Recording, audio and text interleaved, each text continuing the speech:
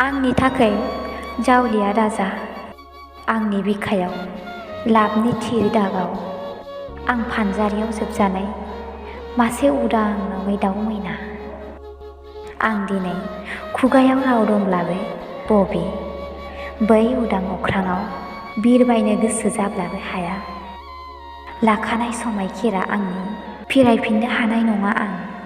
आंनि गोसो गोरबोआ थिखाबाय सासे अनजालुखौ। आंनि हायनारि महराव दा गोजाव आंनि जारौ गुस्थिनि मिनिस्लुनायाव दा आन्दाय नङाब्ला मिनिजागोन संसारनि सुबुंजों।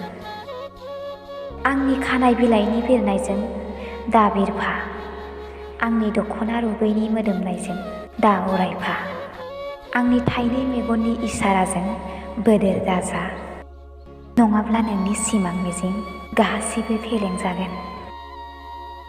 आं सानाखै आंनि हायनारि महरजों साफ्रोमखौबो जावलिया खालामनो।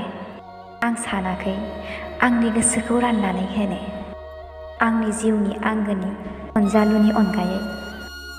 आं जायखौ जिउआव गिबि लोगो मोनदों बेनो आंनि थैस' थांस' अराय समनि। आं जायनो गोसोखौ होदों बेनो आंनि गोसो मन्दिरनि फुजारि।